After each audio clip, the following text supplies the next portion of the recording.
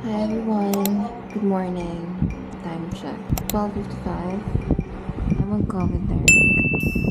So, hindi ako makatulog, hindi ko alam bakit. Siguro kasi sobrang excited ako. Tapos nakamask pa ako ngayon. Daw matutulog muna na ako. I'll try my best to sleep at least 4 hours. Kasi uwi na siya, malapit na. Datingin siya ng Pinas. Over naman sa life. Tapos ako mag-makeup.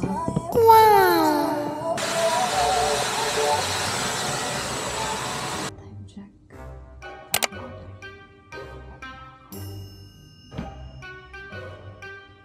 Hi guys! I'm at the airport na. Nasa Terminal 1 na ako and I'm still waiting for my baby. I'm so excited! So, time check. It's 5:40 na. Parang ang original niya na arrival is around 5:30 dapat. And delayed sila for like an hour. So, I don't know. I'll arrive in 21 minutes. So, while waiting, kwentuhan ko na lang. So, this will be the first time na mag-meet kami. And we were together for like 4 years, parang on and off. Daming problem, gano'n. So, si Sam, nireto siya ng friend ko from Japan, si Hazel. Tapos, nakilala ni Hazel si Sam kasi yung jowa ni Hazel, yung ex ni Hazel, present ngayon kasi ex niya na ngayon. Yung ex niya, si Ron, tropa ni Sam. So, like, gano'n siya, ang daming connection. Then, ayun, kamabutihan kami. Di ko alam din bakit eh, kasi LDR siya.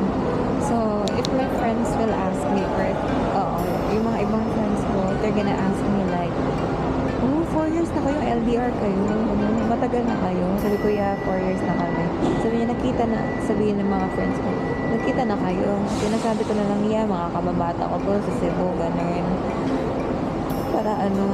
Para like, syempre kasi yung perception kasi ng tao if ever LDR tapos ang tagal niya na parang naglolokohan lang to parang nilolokohan parang mabuy-in lang na yung ng tao na hindi ko nga ganyan kasi nakita na physical appearance na so like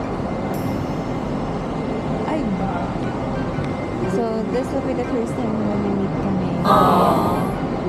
I'm so excited, like, sobrang excited. Nung silabasan ko yung mga tao, ako nakabahan na talaga. Diyos ko, it's 6:33. Wala pa rin, ang tagal. Diyos ko, di na ko pakali. Wala ko naman dito. Yun na ba? Yung kaba ko talaga abot hanggang langit, hindi ko na ma-explain. Tapos di ko pa siya nakikita. Ang dami na nagsilabasan. Ang taas ng heart rate, it's 105. Oh my gosh, nandito na talaga siya. Nag-message na siya. Wow! Gate 1 daw. Sa gate 1 eh, 8 nasa exit na daw siya. Ayun!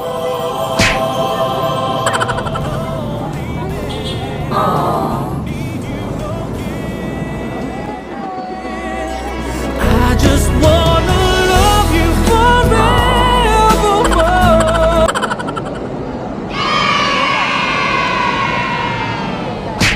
I just wanna love you forevermore.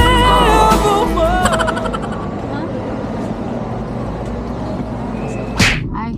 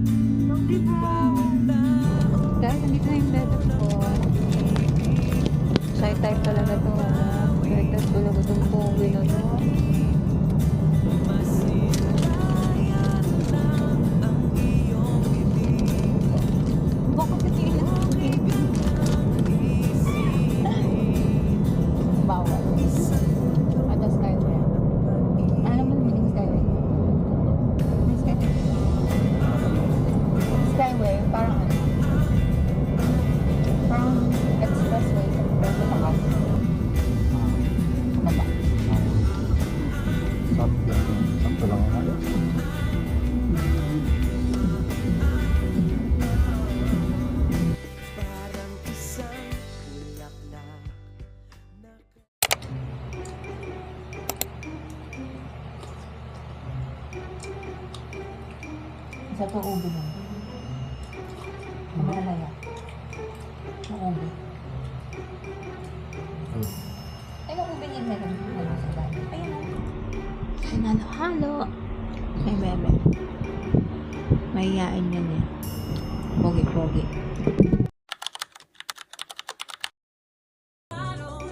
Hi guys! It's the second day of Samsung coming. So, ngayon, nag-ready na kami because we're going out.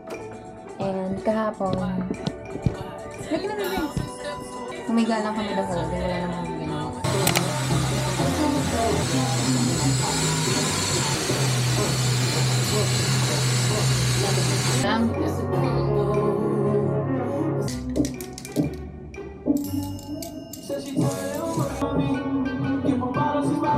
Guys, we're going to, Glorieta. Maarsa na lang kami. Punta kami ng Glorieta. Ay, magpapagupit pala kami ng buhok niya kasi ayoko talaga sa buhok niya. Gusto ko nang maayos talaga. So, yeah, that's it. Carry you guys, so don't worry. Hello. Lalakad na kami. Papunta kami ng David Salon dito lang sa banda sa amin kasi papagupitan ko na tong dambuhan ng tao. Kasi buhok niya. Lalakad-lakad lang muna kami. Tapos siya, pawis na pawis talaga siya. Sobrang pawisin siya. Sobra talaga. Kawawa. Lalakad lang kami kasi para alam niya ang paligid ng Manila. So, yeah. Sama ko kayo. May initan na talaga siya. Kawawa naman. Siya di ako makapag-lotion dito. Inuna ko kasi siya eh. What? Yes, ma'am. Pagupit ko buhok. Siya lang po. Tapos na siya magpagupit. So, punta na muna kami ng Fashion Galaxy. Like, pinapabili si Tito. So, we're here sa Cash and Carry.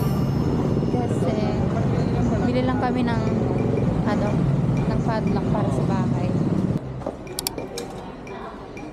Ay, lulungan, napakatahimik. Sa bahay, ang kapal ng mukha. Hey.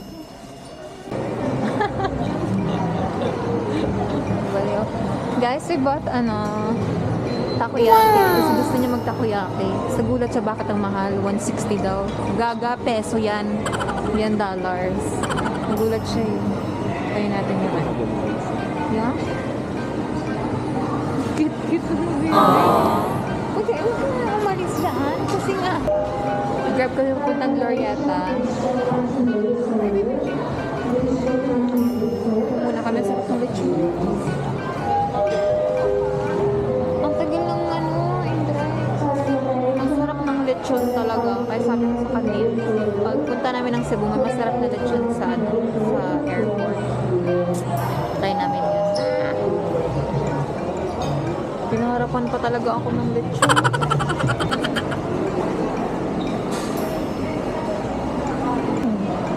Huwag makikita sa sarili niya. Dapat yun yung body cam. Yun ang body cam.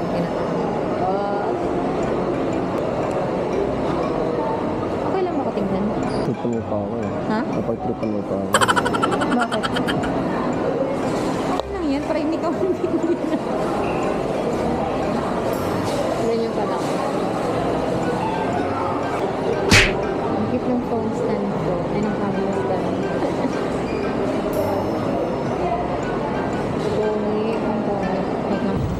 We have our Grab. It's here.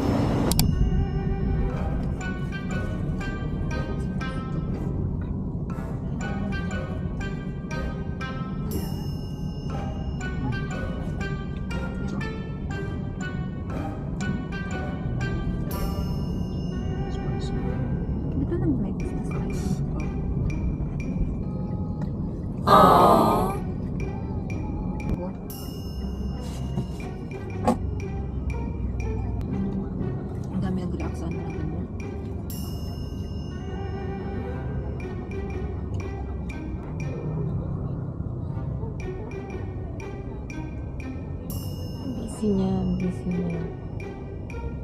Ang busy niya.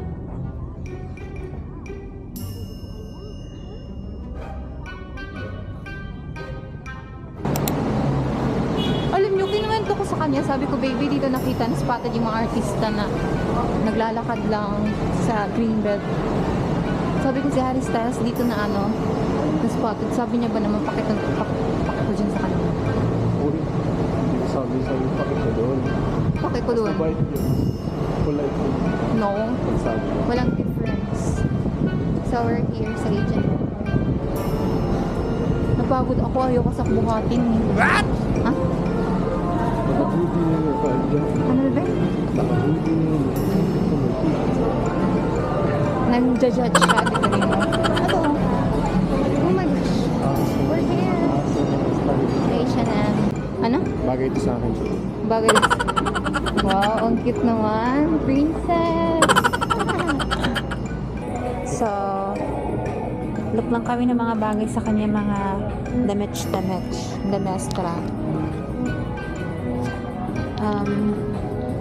What else? Here, baby, oh. Joke ako, feel ko napagod na siya sa akin. Nakaikot. Pagod ka na? Pagod ko na. No. Okay. Ikot ng ikot kasi ako. Come here, baby. So, ito try on namin yung mga na-pick kong damit for him. Let's see. Baby, this is cute. Nagta-try on ko siya, guys.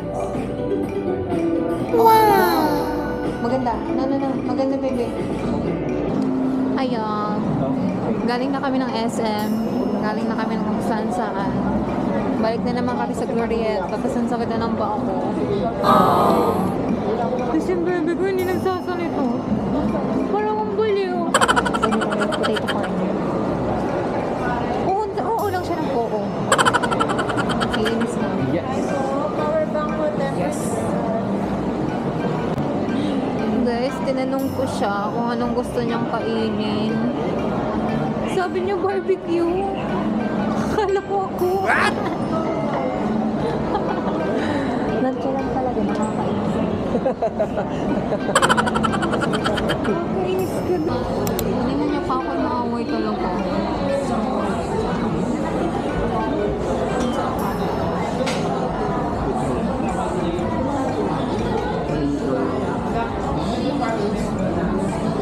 May volume yan. Tahimik na lang ako. Hanap kami ng mga KTV kasi gusto niya magkanta-kanta. Hindi ako pabalik-balik kasi kulang-kulang. Kanina, kumahan siya ng order, wala pang order. Tapos may order na, walang spoon and fork. Ngayon spoon and fork. Walang tissue. Guys, that's it.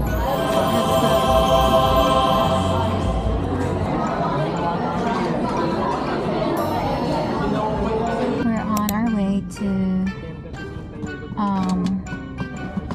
Music 21 KTV.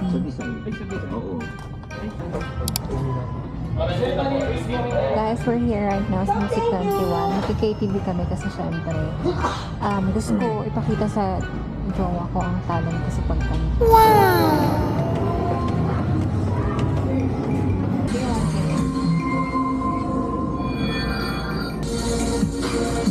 Hello? Hello? Dinitas ko lang para sa'yo. Hello?